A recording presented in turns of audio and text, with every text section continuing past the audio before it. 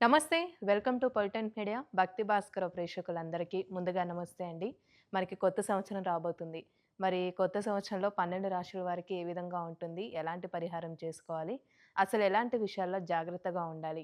ఈ విషయాల గురించి తెలియచేయడానికి ప్రస్తుతం మనతో ఉన్నారు ప్రముఖ ఆధ్యాత్మికవేత్త ముల్లపూడి సత్యనారాయణ మూర్తి గారున్నారు. మరి గురుగారితో మాట్లాడి మనకున్న సందేహాల గురించి అడిగి తెలుసుకుందాం. నమస్కారం గురుగారు. నమస్కారం మా యామిని. గురుగారు 2026 రాబోతుంది. అయితే ఈ సంవత్సరం మొత్తం చూసుకున్నట్లయితే, ఈ సంవత్సరంలో నాకు పెళ్లయితుందా అని కొంతమంది అనుకుంటూ ఉంటారు. కొత్త ఉద్యోగం వస్తుందా అని. ఒక్కొక్కళ్ళకి ఒక్కొక్క కోరిక ఉంటుంది, సమస్యలుంటాయి. వచ్చే సంవత్సరమైనా తీరిపోతాయా అని. అయితే ఇప్పుడు మనం 12 రాశుల వారికి చూసుకున్నట్లయితే అసలెలా ఉంటుంది? గ్రహాల స్థితిగత అనుకోవచ్చు. అవి ఎలా ఉంటాయి? మనం జనరల్‌గా చెప్పాలంటే మన సాంప్రదాయం ప్రకారం ఉగాది రోజే అన్నీ తెలుసుకుంటూ ఉంటాం. కానీ ఈ సంవత్సరం గూడా ఎలా ఉంటుందని తెలుసుకోవాలనిపిస్తుంది గాబట్టి ఒకసారి తెలియచేయండండి. ఆంగ్లనామ సంవత్సర 2026 రాశి ఫలాలన్నమాట ఇవి. అంటే తెలుగైతే ఉగాది నుంచి చెప్పుకుంటాం. ఇది ఇంగ్లీష్ పద్ధతి కాబట్టి జనవరి నుంచి డిసెంబర్ వరకు హ్మ్. 2026లో. ముందుగా మనము ఏ ఏ గ్రహాలు ఏ ఏ రాసుల్లో ఉన్నాయో చెప్దాం. ప్రధానమైనటువంటి గ్రహాలు. మనకి గురుడు ఏం చేశాడంటే 2 జూన్ 2026 వరకు మిథున రాశిలో ఉంటాడు. ఆ తర్వాత కర్కాటక రాశిలోకొస్తాడు. తర్వాత వక్రగతులు ముందుకెళ్ళడాలు, సింహరాశిలోకొస్తాడు అక్టోబర్ నెలలో. మళ్ళీ బ్యాక్‌కి వెళ్ళడం అలా జరుగుతుందనమాట. తర్వాత ఈ యొక్క రాహువు ఇప్పుడు కుంభరాశిలో ఉన్నాడు. ఈయన 2026 సంవత్సరం నవంబర్ 25 తేదీన కుంభరాశి నుంచి ఈ యొక్క మకర రాశిలోకొస్తాడు. ప్రస్తుతం కేతువు సింహరాశిలో ఉన్నాడు. నవంబర్ 25, 2026 సంవత్సరంలో ఈయన సింహరాశి నుంచి కర్కాటక రాశిలోకి వెళ్తాడు. హ్మ్. ఇకపోతే శని వక్రించి మనకి మీనరాశిలోనే ఉన్నాడు. ఇక జనవరిలో మనకి మకర సంక్రాంతి అంటాం కదా! జనవరి 14న రవి మకర రాశిలోకొచ్చి నెలకొక రాశి చొప్పున అలా తిరుగుతా ఉంటాడు. ఇంక మిగతా చిన్న గ్రహాలన్నీ అంతే అనమాట.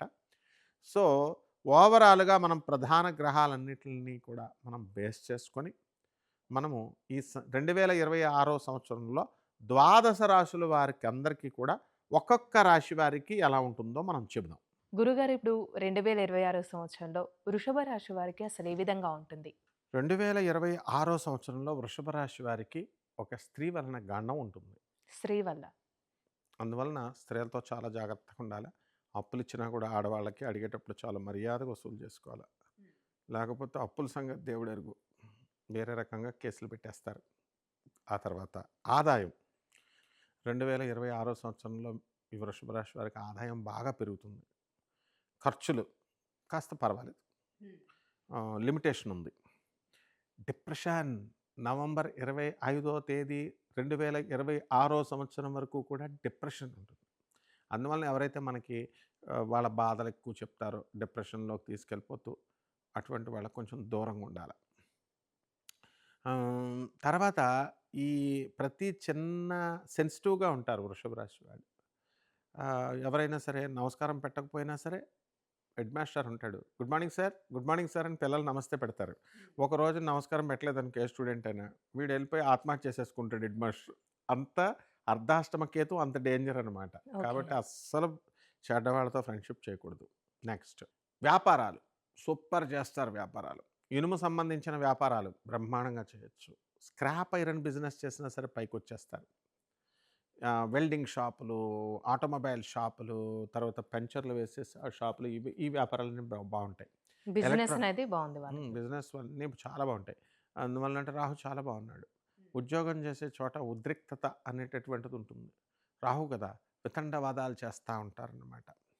ఇప్పుడు ఈ ఆహ్, ఇక్కడ ఇనుము ఆయిల్, స్టీల్స్ ఇట్లాంటి ఫ్యాక్టరీస్‌లో బాగా సంపాదిస్తారు. హోటళ్ళు, పబ్సు, రెస్టారెంట్సు, మటన్ షాపులు, చికెన్ షాపులు, పౌల్ట్రీలు, కోడిగుడ్ల వ్యాపారం, హ్యాచరీస్ ఇలాంటి బిజినెస్‌లన్నీ కూడా బ్రహ్మాండంగా ఉంటాయి.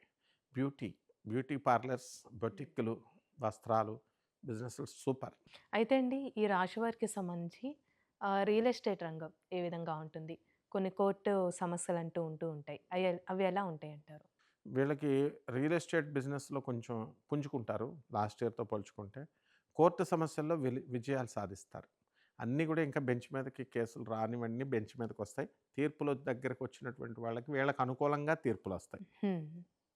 అయితే ఒకటే ఏంటంటే వీళ్ళు వృషభ రాశి వాళ్ళు భార్యలతో చాలా జాగ్రత్తగా మాట్లాడాలి. లేకపోతే అంటారు భార్యలు. అంటే ఆ విధంగా ఉంటుందన్నమాట. శుక్రుడిని బట్టి మనకు అంత అనుకూలత. వృషభ రాశి అంటేనే అంత. స్త్రీలతో లేని లాభము, స్త్రీలతోనే ప్రాబ్లమ్ కూడా.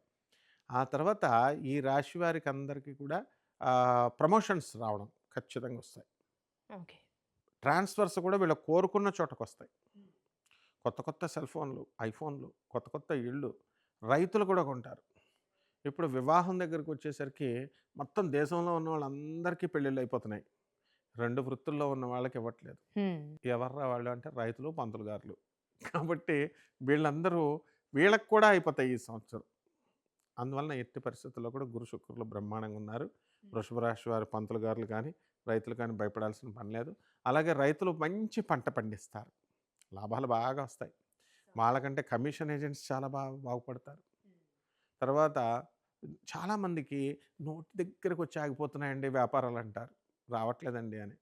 బోలెడు మందికి మరి సరిగ్గా చేస్తే వ్యాపారం వస్తది. రియల్ ఎస్టేట్ ఏమో వాళ్ళు ఇష్టం వచ్చినట్టు రేట్లు పెంచేశారు.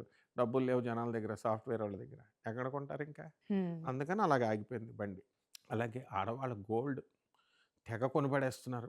రేట్లు పెరుగుతాయని యూట్యూబ్‌లో జ్యోతిష్కులు చెప్తుంటే ఢమాలని మొన్న పడిపోయింది. అవును. అందుకని బంగారాలు ఇవన్నీ కూడా ఒక లిమిట్ వరకు కొనుక్కోవాల. ఈ సంవత్సరం 2026 సంవత్సరంలో ఆడవాళ్ళు బ్రహ్మాండమైన బంగారం కొంటారు. గొడవలు ఎందుకొస్తాయి వృషభ రాశి వాళ్ళకంటే ఎక్కువ జ్యోతిష్యాలు చూసేది వృషభ రాశి వాళ్ళు. చూసి అమ్మో! అంతా బంగారం రేటు పెరుగుతుందని జ్యోతిష్కులు చెప్తున్నారని భర్తలనందరిని బంగారం కొను, బంగారం కొను, బంగారం కొను అని వేధిస్తున్నారు. వాళ్ళ దగ్గర డబ్బులు లేవు ఏం కొంటారు? కాబట్టి అలా గొడవలు స్టార్ట్ అవుతాయి. కాబట్టి ఈ జ్యోతిష్కుల మాటలు అవి చూసి ఆడవాళ్ళు అలా అడగొద్దు. కావాలనుకుంటే మీరు కొనుక్కోండి చక్కగా. రేట్లేం పెరగవు బంగారం. అంతే సాచురేషన్ స్టేజ్‌కొచ్చేసింది. రియల్ ఎస్టేట్ స్థలాలు కూడా రేట్లు పెరగవు. కాబట్టి అలానే ఉంది. అలాగే ఉంటాయి. కాబట్టి జాగ్రత్తగా దాన్ని బట్టి ప్లాన్ చేసుకోవచ్చు. అండ్ ఇల్లులు కట్టాలి అనుకునేటటువంటి వాళ్ళు ఇల్లు కొంటారు. స్థలాలు లేనటువంటి వాళ్ళు స్థలాలు కొంటారు. తర్వాత ఈ ఆహారపు అలవాట్లు కూడా వృషభ రాశి వాళ్ళు బ్రహ్మాండంగా మంచి డైట్ తీసుకుంటారు. అయితే వీళ్ళకి సంబంధించిన పరిహారం అంటే ఏ విధంగా చేస్తే మంచిదండి? హ్మ్. సమస్యలు ఇంకా జాతకాలు బావుండడం కోసం వృషభ రాశి వాళ్ళకి ఆహ్, ఈ యొక్క భార్యాభర్తల మధ్య గొడవలు ఆగిపోవడం కోసం వీళ్ళేం చేయాలంటే కేతు బావుండలేదు.